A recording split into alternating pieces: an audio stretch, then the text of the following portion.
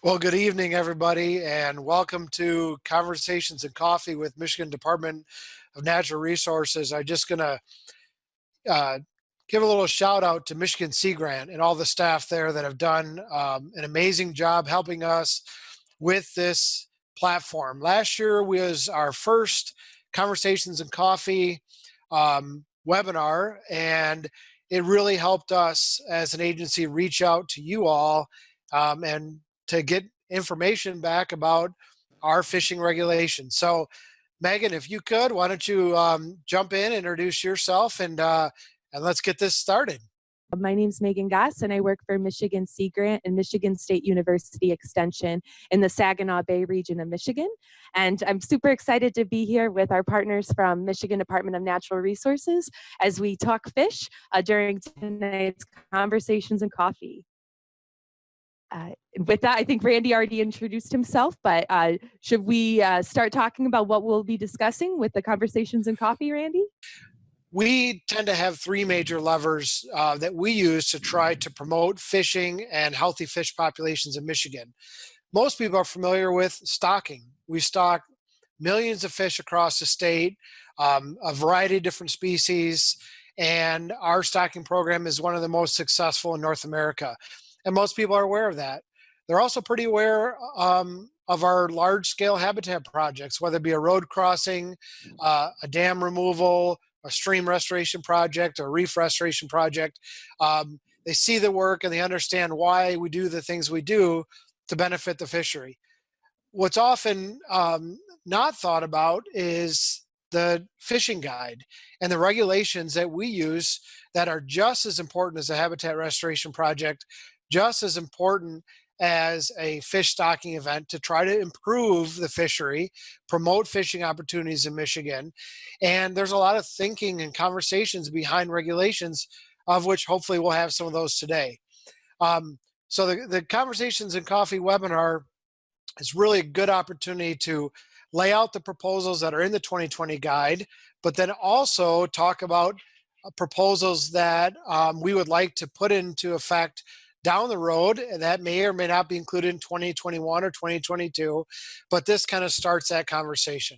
So if you could advance to the next slide, I would like to say if you have purchased your 2020 fishing license, you may have received one of the guides. And the printed guides, it's a book of regulations, and oftentimes it's hard to go through and figure out what the regulations are and what's changed. We've made those changes easy for you now. So whether you actually have a printed guide or you prefer to download the PDF version guide, which can be downloaded to your smartphone, you can carry it with you. Both the printed and the online guide have any new changes that are in effect appearing in red font throughout the text.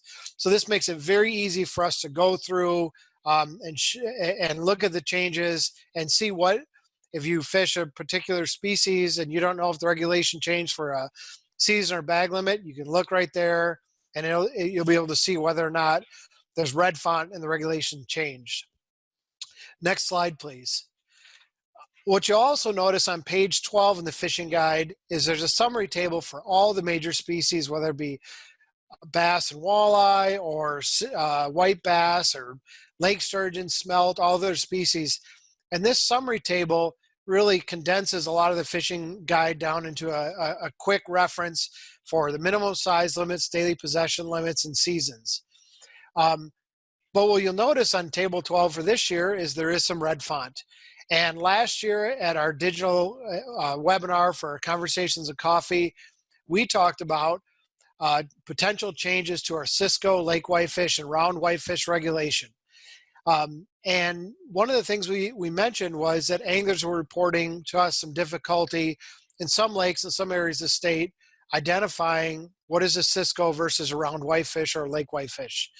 In addition to that, the Cisco is a threatened species in Michigan, so we wanted to make sure that not only do we address the social concerns of species identification, but also the biological concerns of protecting threatened or vulnerable fish stocks in Michigan, like the inland Cisco populations. So this regulation is a change for 2020. And in this change, the bag limit is 10 in any combination. So you no longer have to worry about getting to your species identification for a Cisco or a whitefish. But in the Great Lakes, it's any combination up to 10 for your bag limit. In inland lakes and connecting waters, however, it is, I'm sorry, in inland lakes and inland waters, it's 5 in any combination. And again, this is in part to protect the threatened inland Cisco populations that are in low abundance. So that's just an example of how the regulations are in red font that have changed, and one that we talked about last year that is now in effect. Next slide, please. Part of the regulations is really having a team of very good professionals, excellent people to help develop with you what are the appropriate regulations. They're not all pictured here today, but across Lake Huron, we have staff in our Northern Lake Huron and Southern Lake Huron units, and the unit manager and biologists are on the phone with us right now and looking forward to answering your questions on the regulations and talking about the specific areas of the fishery that they manage. Starting in the south, we have Jeff Jolly as a unit manager, Addie Dutton and Jason Gusto as a biologist. And Jeff is going to go through a little bit later what their area coverage is and how you can direct questions to them, either through the question and answer box today or even after the conversations and coffee. In the northern end of the Lake Huron Basin, we have Dave Borgeson as a unit manager, Neil Godby, and Tim Slinsky as a biologist. And they will also be on the phone today and the webinar to be able to answer your questions. I'm going to start with Dave and actually lead into one of the regulation changes that actually happened after the guide was printed and is in effect for this fishing season.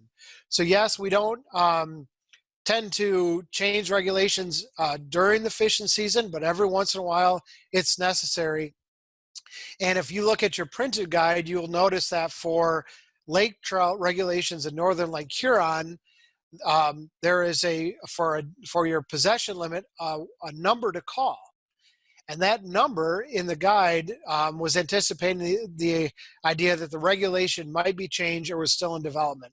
So Dave, if you could, go ahead and speak to Northern Lake Huron MH1 lake trout regulation, please. All right, thanks, Randy. As Randy said, this regulation change just happened last month, so it's not going to be in the printed guide. So it'll be online, but we wanted to print that change to you today, as well as another inland one that won't be in the guide. I'll follow this up with that. You can change now. The depicted area was that shaded area back there. That's at Northern Lake Huron. So it's our lake trout management unit. We call it MH1. The reason we're changing it last year, due to overharvest in preceding years, we had to change it from 3 to 2. Well, that regulation did its job. So we decided that we thought we could change it back to the 3 fish daily harvest limit and stay within our new harvest quota for lake trout.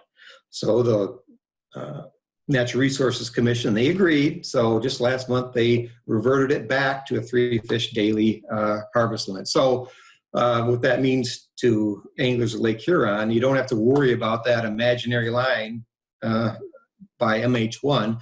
All of Lake Huron and Michigan waters will have a 3 fish harvest limit. So that's a nice simplification for all anglers.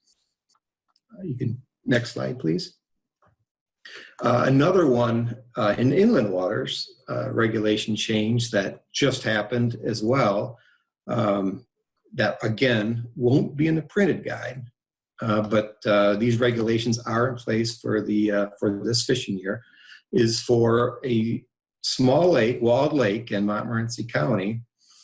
It recently came into state ownership, and we thought it would be perfect for quality fishing regulations, and the Natural Resources Commission agreed. So now in effect on Walled Lake is a catch and release only season with artificial lures only, and it's open for restricted season from the last Saturday in April through September 30th.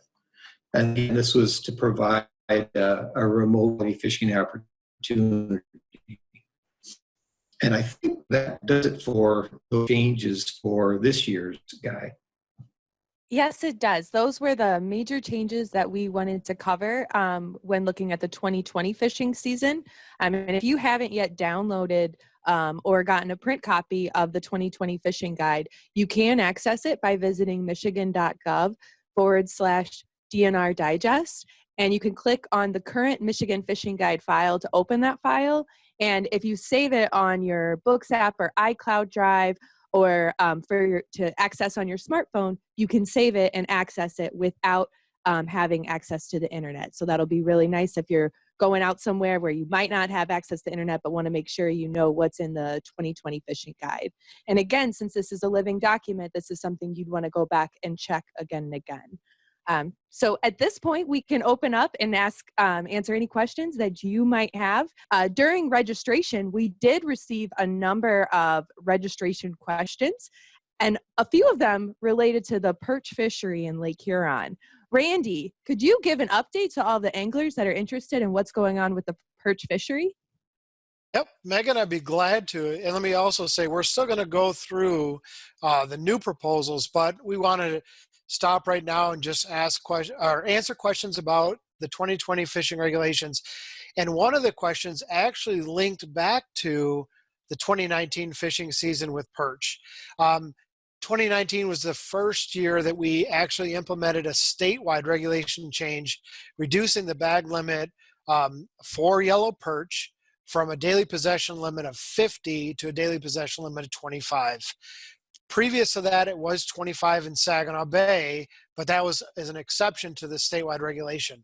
So the question, and we had a few questions from people registering for the Conversations in Coffee as to whether or not the yellow perch populations are recovering and if we're seeing those populations come back.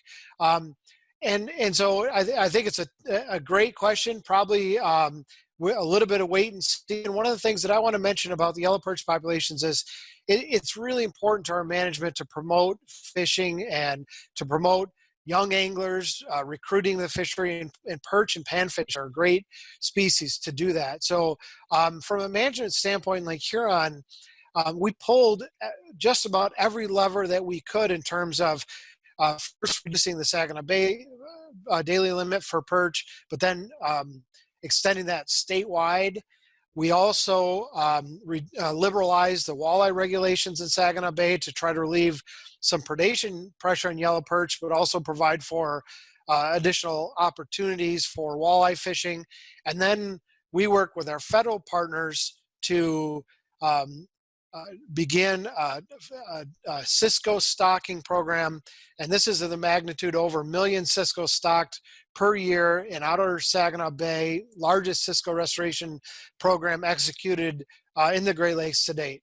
So we wanted to diversify the prey fish, take the predation pressure off yellow perch. All of that was done. And now it's really up to the lake conditions and the environment to see whether or not those perch populations recover. But maybe if I could just point to Jeff Jolly and have him jump in terms of, I summarized a lot of Saginaw Bay regulations, but Jeff, what are we going to do next in terms of the yellow perch walleye dynamic in Saginaw Bay? Yeah, thanks, Randy. That's a good sort of summary of some things that have happened in the past, and one of the things we're doing right now is we're going to revisit our objectives for the Saginaw Bay walleye and perch management, and we're doing this through a facilitated work group that's going to have, myself and my biologists and some of the research folks, as well as a few representatives of the public, angling groups, charter, etc. People that are vested in the fishery of the area, and really we're going to have some meetings to decide what is it that we want out of the fishery and come up with some goals and objectives. It's time to revisit that. sort of originally the walleye plan was more of a recovery plan actually, and as we know, the walleye population is doing quite well there. So it's time to sort of have those conversations, and then the step beyond that is to sort of look at what sort of management or regulation changes we might make to help us achieve those goals. So hopefully in the next 6 months or something, we'll have some more tangible things to report out. Great. Thank you so much for that update, Jeff and Randy. We have been receiving some questions. One question from Leroy was, are there any plans to improve or augment the king salmon fishery on Lake Huron? It seems that they've come back to Lake Michigan. Yeah, I'll jump in on that question, Megan, and thanks again for asking that. Leroy, we really appreciate your interest in the salmon fishery. Similar to perch, a lot of our actions, both stocking and regulations, are meant to promote a sustainable fishery, promote a diverse predator and prey community. And Chinook salmon, as most people understand, saw a substantial decline after the zebra quagga mussel introduction, decline in alewives in the 2002 to 2004 period, and then really a collapse in the Chinook salmon fishery altogether. We've worked really hard, the staff that are on the phone today and others, to come up with a strategy that balances not only Chinook, but all of the predators in Lake Huron. And to give you an example, we implemented last year a modest cut to our Chinook salmon, 30,000 fish out of the 700,000 that we stock. But we did so to reintroduce coho salmon, and the last time coho salmon were stocked in Lake Huron was 1989. And the whole intent of that was to bring a better balance. And we believe that coho will actually provide a good fishery. They started showing up in the fishery as predicted this spring in good numbers, and they're smaller bodied, eat more diverse prey. So those are the things that we're working on. And we understand 20 years ago, there were more Chinook salmon that moved from Lake Huron, from Lake Michigan to Lake Huron, and it changed. It changed after the alewife collapse. So the more we can do to promote a stable predator-prey community in Lake Huron, the less the predators will likely move. And we're already seeing data that that's actually coming true, that fewer and fewer Chinook are moving to Lake Michigan from Lake Huron. And again, we'll take whatever management actions we can to try to balance that predator-prey dynamic and really promote the fisheries, because this spring coho fishery was pretty exciting. Good question. Thank you, Randy. We received another question to switch gears a little bit from Richard about charter boats. On charter boats, does everyone need to wear a mask? And when netting a fish, do we need to maintain that 6-foot distance? Yeah, and just so people are aware, the COVID-19 response and the actions for the state of Michigan are a continually changing environment. So it is only as of today that the charter boat fishing could resume. And the governor actually just released a comprehensive plan of multiple stages and responses for both the business community and for fish division staff or state employees. So that specific question, I would definitely direct to law enforcement and say, they'll have more information on, now that we know that charter fishing can resume, under which guidelines. My assumption is that the social distancing is still in effect, in which case, if you're within 6 feet, wearing protective, personal protective equipment such as masks and gloves is required and highly recommended. But again, I would check with law enforcement and more changes, and stay in tune, because this will be a continual changing factor for the spring fishing season. You are right there, Randy. It's definitely, things are changing constantly right now. So it's something you'd want to check every time before going out. Another question we received was related to the consent decree. And as we negotiate the consent decree with tribal partners, will that have an impact on the Northern Lake Huron management units? And would that merger of MH1 and MH2 have any connection or impact on that?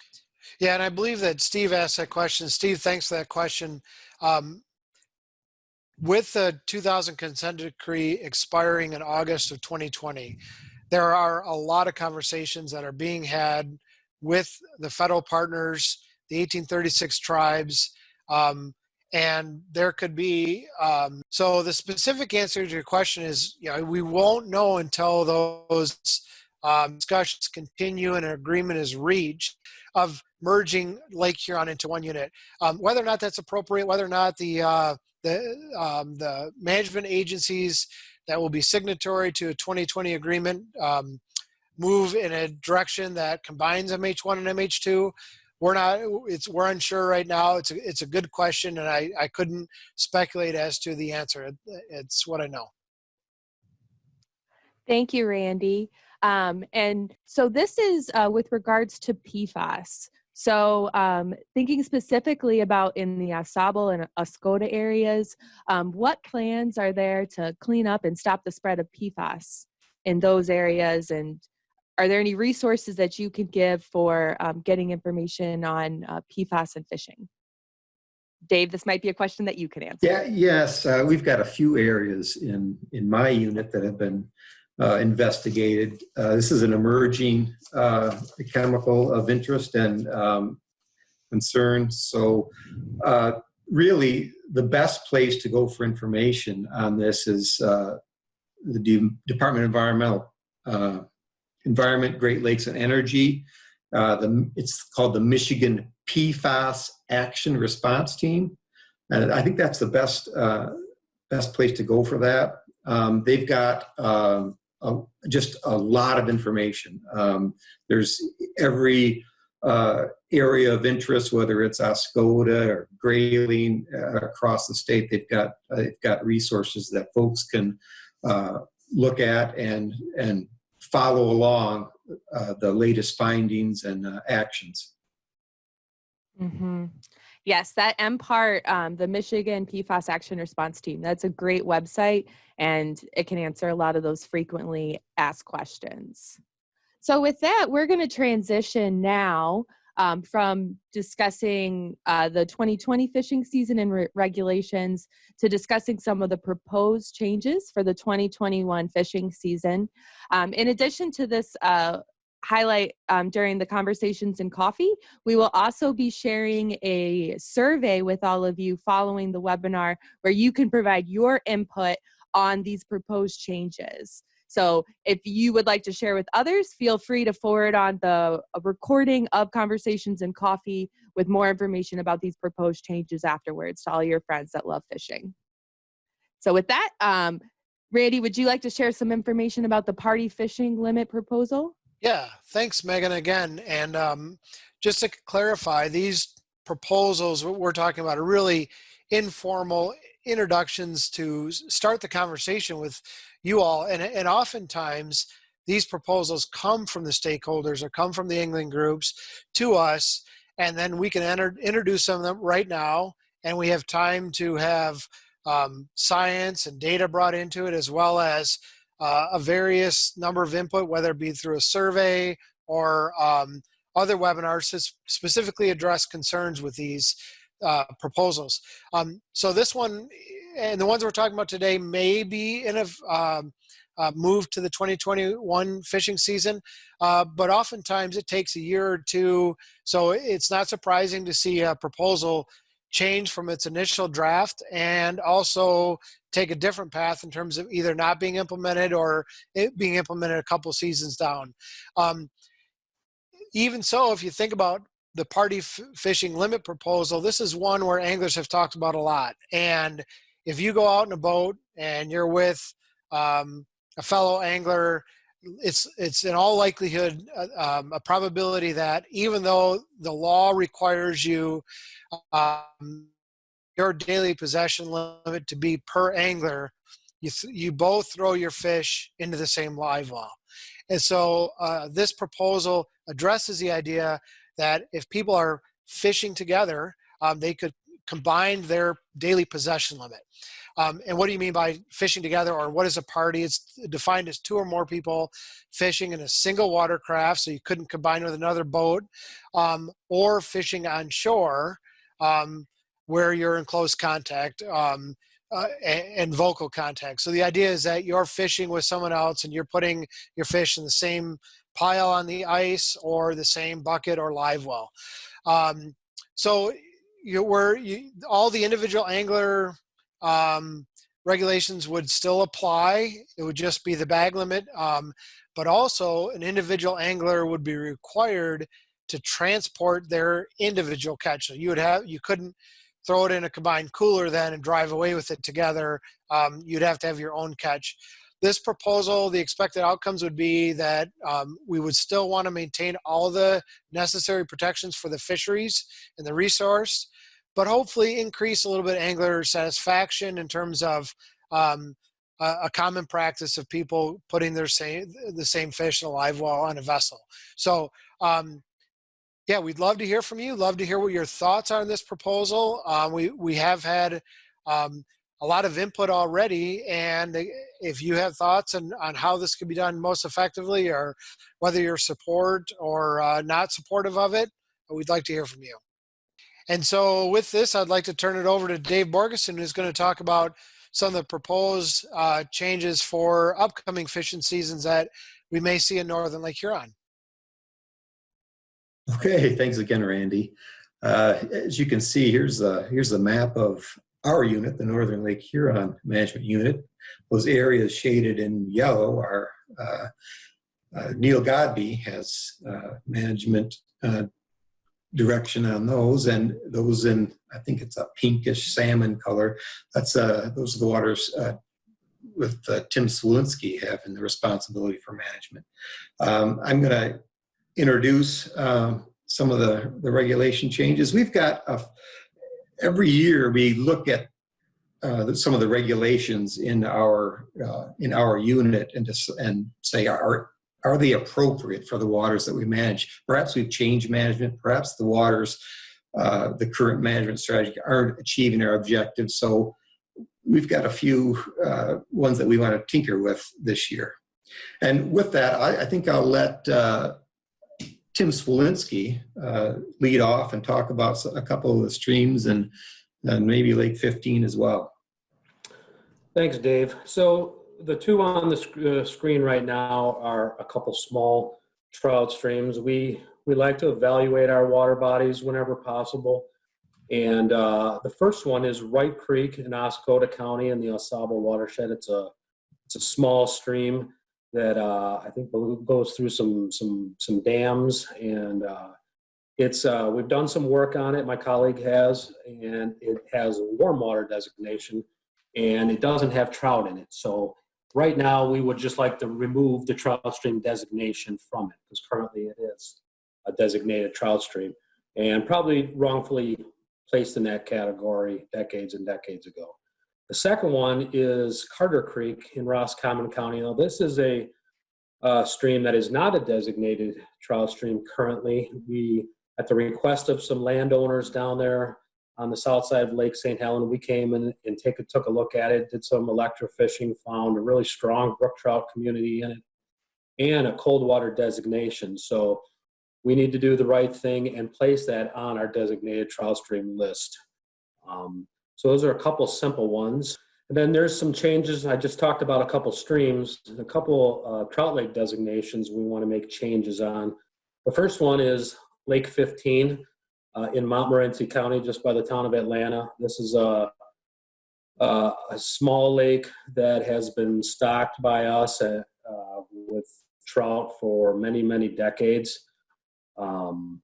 It is a designated trout lake. It's a type B trout lake in our regulations.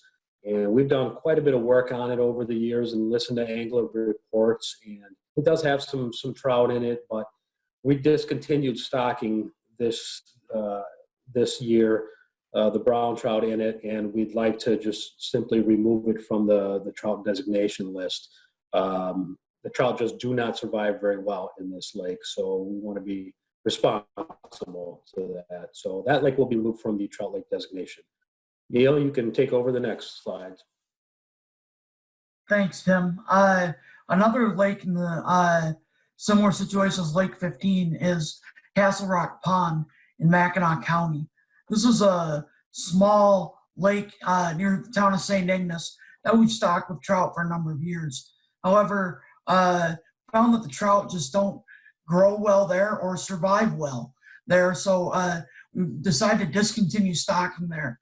Thought it more appropriate to remove the trout lake designation for Castle Rock Pond for that reason, so that people can still fish there. It's got a perch fishery and others, perch population, but would no longer be a designated trout lake. Another change to our trout lake designations is Bright Lake in Crawford County. This lake is within Hartwick Pines State Park, small lake that we stock with trout. It's been a type A trout lake for a number of years, but we wanted to expand fishing opportunity there and let people fish throughout the year. So for that reason, we changed it to a type B trout lake regulation designation so that people can ice fish there and take advantage of that trout fishery in the winter. Another change to lake regulations in Crawford County again is the Wakely Lake. However, this is for a warm water fishery, a quality lake designation. Wakely Lake is part of a parcel in the U.S. Forest Service lands that was acquired in the mid-'80s, 1985, 1986. And at that time, we enacted fairly restrictive regulations, even more restrictive than the ones that are being enacted for Walled Lake, which you heard about earlier. The current regulations are for catch and release only and artificial lures only. They have a very restrictive open fishing season from mid-June to the end of August. Our proposed regulation change is to kind of to expand that season more so that people can get in there earlier, about a month and a half earlier, fish it about a month later, so that the new season would be opening the last Saturday in April to September 30th, which would also be consistent with more with the dates and seasons of our other quality lakes and provide more fishing opportunity without harming the fishing population, because you still have that catch and release only regulation and artificial lures only regulation in place. The next regulation is kind of cleaning up regulation that's on the books for Douglas Lake Pike Marsh. This is an area adjacent to Douglas Lake in Sheboygan County that was historically flooded on an annual basis to improve northern pike spawning habitat and improve the survival of the eggs and fry and fingerlings that are hatched out of there. We are removing this regulation that currently closes that marsh to fishing during operation because the pike marsh has not been in operation for a number of years in recent history, and there are no plans to open it up in the near future. So we just want to clean it up and remove an unnecessary regulation since the marsh is no longer operated. Yep. So with that, we transition over to the Southern Lake Huron Management Unit and their manager, Jeff Jolly. So Jeff, do you want to introduce yourself and your staff? Sure. Yeah, thanks. Here on the map, you can see our territory for the Southern Lake Huron Management Unit. The purple area to the north is covered by Addie Dutton, and the greenish area to the south and through the thumb is covered by Jason Gostow. All three of us are fairly new in the basin. All three of our predecessors retired last year, so we haven't had tons of time in the basin, and we're getting caught up on the system and the different fisheries, and also meeting all you folks and learning about what's working, what you think's not working, etc. We only have one proposed change, and this actually came out of a public inquiry, landowners requesting this, and got us to dig into it.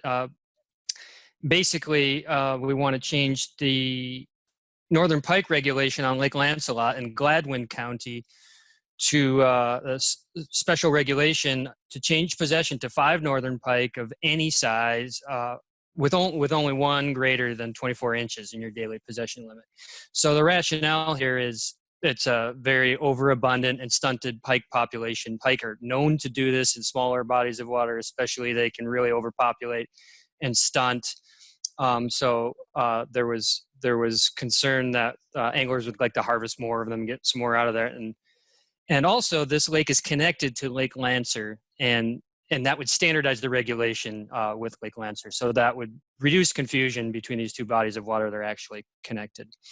And that's the only proposal that we have for 2021. Again, reach out to us and let us know what you're seeing and what you think is working or not working. And we'll take a look at these things. Great. Thank you, Jeff. And with that, if you would like to contact Jeff or Randy or Dave, here is their contact information. You're also welcome to contact me as well. And then if you want to get in contact with any of the fisheries biologists, Addie, Jason, Neil, Tim, Jeff and Dave can connect you with them as well. We still have time to answer more angler questions that you may have. And I know we received one, and Randy, you already answered it. So with regards to for the proposed change. Yep, and I can it was on the party limit fishing proposal, and the idea of if it's a combined limit but you're required to transport your fish individually, how is that implemented? And I think it's to avoid the situation where one angler might transport the catch of multiple anglers, and then how do you enforce that? And I responded by saying, I'm really glad the person asked a question. We're getting a lot of questions on how we would implement this regulation. And so those are all valuable to us. And remember, this is a proposal for the future. So that's where we can react and modify based on what we hear, how this could be implemented so it's both enforceable, but also convenient. So. Great. Thank you. And then Jeff, just as a heads up, we did receive a comment from one angler, Brian, that they couldn't agree more on the inland lakes of Michigan and the pike regulation that you have proposed. So another question, I think this one is for Dave, about PFAS and fish consumption. And I think the MPART website will be able to help best answer this, but are there any concerns with fish consumption in the AuSable River below the Foot Dam found near Wurtsmith Air Force Base in Oscoda? Well, there are a number of water bodies across the state that have consumption advisories on them, and it's not just PFAS. There's a lot of other mercuries is one that's just ubiquitous throughout all our waters. So you're really best to look at the publication put out by the Michigan Department of Public Health. We send what we do for Fisheries Division. We'll go out and collect a fish for our sister agencies so that they can have them tested for different chemicals. And then it's up to really the Department of Health to make those recommendations. So I would highly encourage folks to look at those consumption advisories. There are some below Foot Dam and Oscoda. There's some really specific to PFAS in what's a place called Clark's Marsh, as far as no consumption of fish there. But it's once it gets the AuSable, they're a lot less restrictive than that Clark's Marsh area. But the best thing to do is look at the advisories put out by Public Health. With that, we've been receiving some other questions. One from David is curious about, are there opportunities to volunteer across the Northern and Southern Lake Huron Management Unit to assist with some of the studies, and where can you find information on how to get involved and volunteer with DNR? Yeah, I'll jump in on that one and then let Jeff and Dave chime in.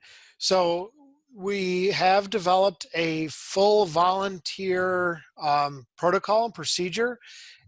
So there is a process that if folks are very interested in participating in a survey that they can express their interest, and then we can look at what surveys we have and have them go through that process. Is very simple, and we have a number of volunteers that participate in our inland lake surveys, river surveys, and Lake Huron Basin surveys every year.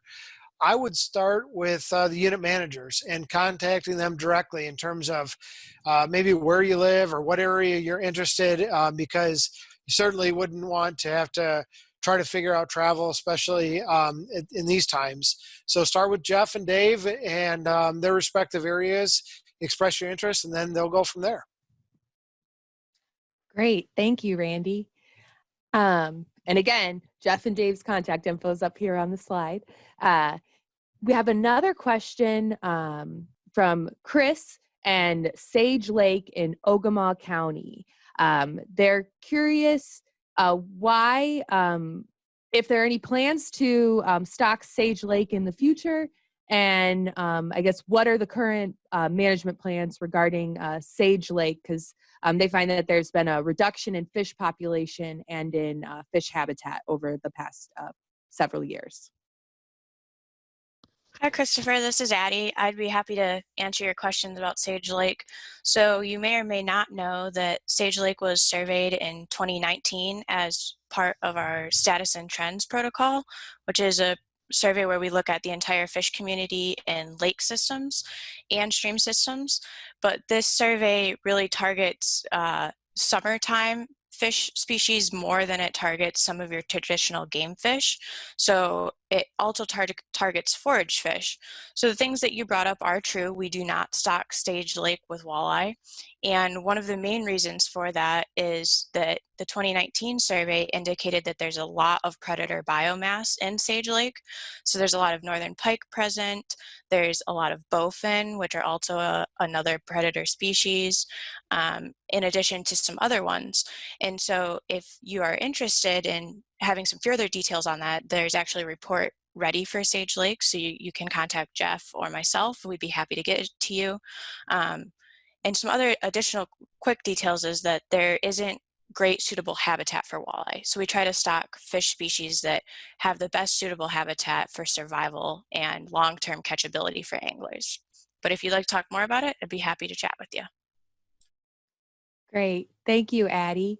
And here's a question that we have a lot with regards to cormorant populations and fish consumption. So we had a question on wanting to get to know what are the current estimates on cormorant populations and fish consumption.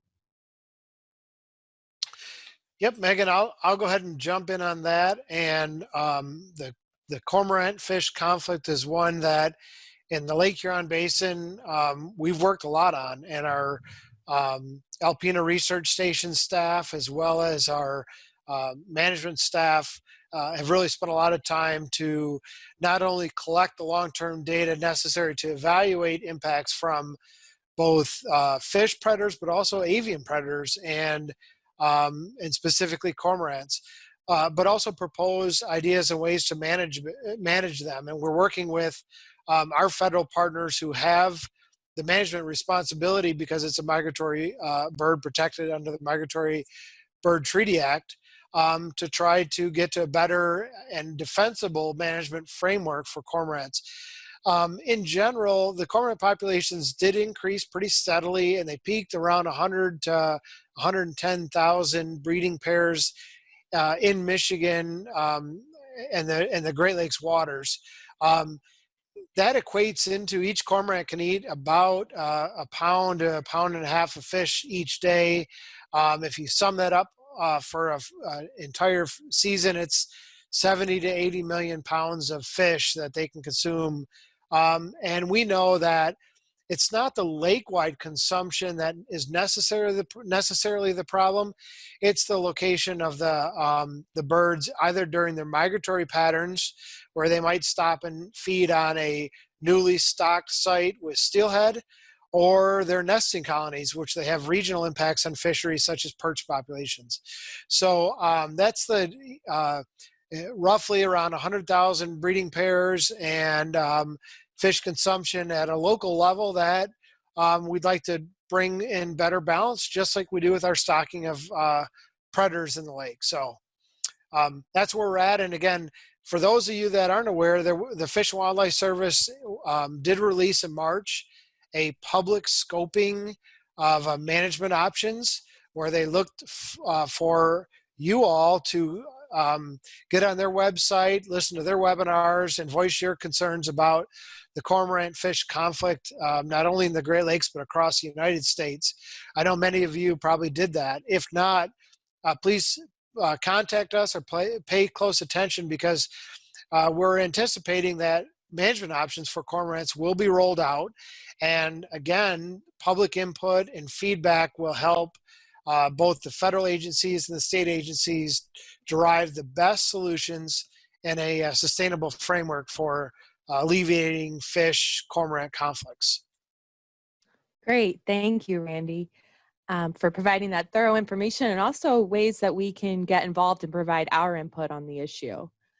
Another question that we received from Ed is, are there any plans to stock more Great Lakes muskie in the Lake Huron watershed? And for this one, why don't we maybe deal with each unit manager separately? And Dave, you're on. Okay, sure. Yeah, we've got a number of waters that we currently prescribe for Great Lakes muskie, and it's still fairly early in our efforts to get these fish to provide fisheries. So I don't know about if more muskie is what we're looking for. We're looking to get better survival out of some of the ones that we stock, whether that's to get them to a little bit larger size, to see if some of the waters we have prescribed for muskies are appropriate for those. I know one of the things that's really difficult for fisheries managers for muskie management is it's real hard to survey them. So we really depend a lot on anglers to let us know what they're seeing. So what I would love to see is anglers look at our where we stock muskies, and that's available on the website, and target them and go fishing for them. Let us know what you catch, because that's one of the better ways to evaluate these fisheries. And actually, I'd love to have either maybe Tim weigh in on this. Yeah, thanks, Dave. So we have done quite a bit of work on muskie up here in the northern Lake Huron region. For example, we've spent a lot of time looking at doing some tagging of muskie in the inland waterway, the Burt Lake, Black Lake, Mullet Lake area, and they are a tough bugger to get enough good data on. So Dave's right. Where we stock fish, we have a limited amount of fish that are raised in our hatchery system. That's a sidebar to all this. And if everybody wants them for, all the biologists want muskie for a bunch of water bodies, and we almost get to the point where we're stocking in a diluted manner, and none of these water bodies are getting stocked enough. So for example, in the lower Ossawa watershed, Ed, we stocked, for a while we had prescriptions to stock Great Lakes muskie in Foot Pond, Cook Pond, Loud Pond, but the frequency of us getting enough fish that are shared across the division in all three of them frequently was just not happening. So we decided to stop stocking two of those water bodies and try to stock, for example, Cook Pond more frequently. But we need anglers to tell us what is and isn't working.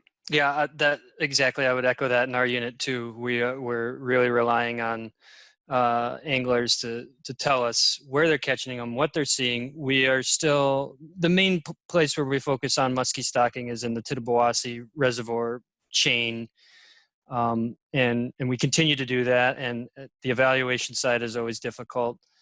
Addie might have more comments on that, because we have plans to try to get in there and take a deeper look. Yeah, Jeff, I can add to that for sure. So we're starting to see Great Lakes muskies showing up in the Tittabawassee chain. For those of you who are not familiar, it's a chain within the Tittabawassee River system made up entirely by dams. There is passage over the dams, but not back upstream.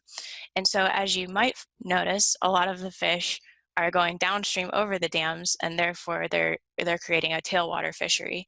We also have some other musky lakes within our area. Another example is Ross Lake, which is in Gladwin County. It's another reservoir system.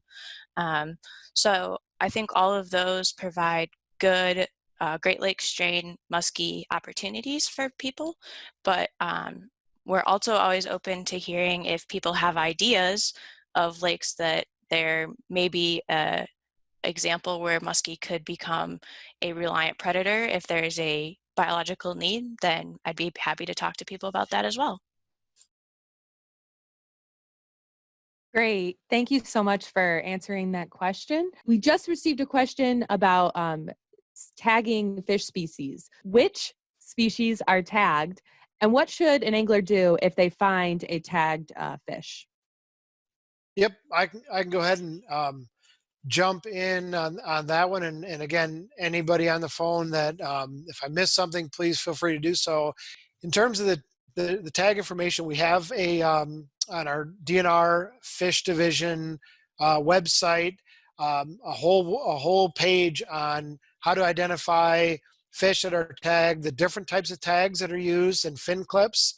But in this case, the angler or the person might be asking more about whether salmon has a adipose fin clip, which also means that it likely has a coated wire tag in its snout, and which species are tagged that way versus walleye in Saginaw Bay, which might have a jaw tag or a metal circular ring that is put on their jaws.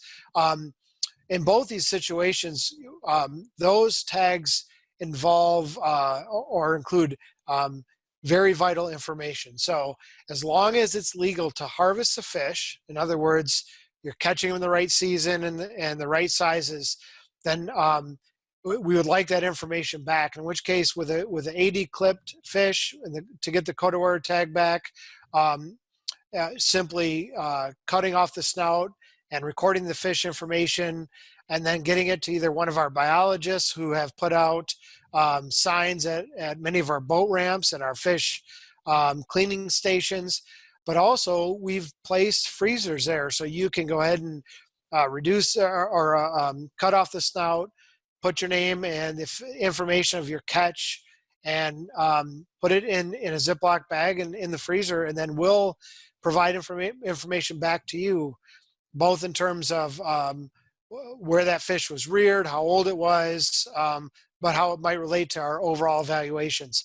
For Chinook salmon, Atlantic salmon, steelhead, and lake trout and Lake Huron, those all have been AD clipped and have coated wire tags at various times. So they may not be clipped every year, but we have fish in the system that for any of those species that could have an AD clip indicating as a coated wire tag. For walleye, we tag approximately 3,000 walleye every year with jaw tags, and that information helps us manage this population and more of the liberalized regulation. So if you catch a walleye, again, we really would like to have that jaw tag information turned in. Unit managers, biologists, what did I miss on the tagging? Jason, maybe you want to say a couple words about the tag clearinghouse and that you handle all that. Yeah, sure, Jeff. So like Randy was saying, some of our fish have metal jaw tag in the mouth, and then when the angler submits their tag return form online, I get an email generated from that information, and I distribute it to either the fish biologist that has done the tagging for maybe a walleye up in northern Lake Michigan, or handle it right in-house if it's a walleye that came from our tagging program in the Saginaw watershed. One thing to point, the walleye jaw tags that we put out there, we have a subset of those that are $100 reward tags. So make sure you're checking the jaw of all of the walleyes that you're catching, and you may actually get paid to catch that fish. That's awesome news for all the anglers out there. So we have time for one last question, and this is from Brian with regards to weed control and the impacts of that on public lakes. So has the DNR noticed any negative effects on the lakes and fish species when that product is applied into local lakes? Thinking as an angler, fish catch and mortality issues seem to be apparent shortly after and during weed control treatments. So really just looking for impacts of weed control on fish species and why also that they are treated throughout the summer when there aren't weeds present. Yep, thanks. So this is a good question that Brian sent in on vegetation control, and some of his concerns, I can assure you that many of the fisheries biologists with the DNR across this state share. We are not the ones, that DNR Fisheries Division is not the agency that permits vegetation, chemicals to be placed in lakes by private consultants. That is the Michigan Environmental Great Lakes Energy, EGLE, basically our sister agency. But we are notified of many of these treatments, and we have been in close contact or dialect with that agency over the last few years in sharing some of our concerns. One of the things, as anglers, we think of the lake as just it's ours to fish, but we have to share those lakes with boaters and jet skis and lake residents who want to get, from their dock out to the main water body without being clogged, having their prop clogged by vegetation. So we are sharing our concerns about some of these, the chemical usage. I urge you that if you see any mortality events from fish to instantly let us know, and we will share that with EGLE. We do put as many restrictions or try to put restrictions on some of the permits that we see, but we can only make comments to EGLE. And some of those issues are that we don't want them treating necessarily in May and June, when a lot of the people are coming up to the lakes, and that's when a lot of those vegetation treatments are being done, because we've got spawning concerns and fish are hatching out, and then we got nursery habitat, young fish. So some of the later treatments might be a little better, but in some of those lakes, we don't want summer treatments when the water temperatures are approaching 75 degrees. Because that's excessive heat. In some shallow lakes, we will see mortality events. So good question, Brian. The question related to, it was just a specific question about Sanford Lake and the treatment there. So I don't know if Addie, if you wanted to share any information about what's being done on Sanford Lake. Yeah, Megan, I can just jump in real quick here. So as you're aware, Sanford is a reservoir system, and on all of the lakes and reservoirs, when there's an EGLE permit, we have a condition that where the outflow is, or for this example, where the water is coming downstream from Edenville Dam, which would be Wixom Lake, there would be a condition where there couldn't be treatment within X number of feet. And so that condition is on the permit for Sanford. However, the permit is currently valid in terms of it hasn't came across my desk for review, because the permits are typically issued for 3 years at a time. So when it's reviewed again, I will get to comment on it like Tim said, and then I might be able to have some further discussion with both the lake residents and lake association and members of the public. So again, as I mentioned before, I'd be happy to talk to you about that in person or over the phone if you want to talk more about it. Thank you. Great. Thank you, Addie. And thank you all for joining us for this evening's Conversations and Coffee. We hoped you enjoyed talking fish with Michigan Department of Natural Resources Fishery Division. And we hope you have a great season of fishing, and we can't wait to talk fish with you again next year. Thanks, Megan. Thank you. Thanks. Bye-bye.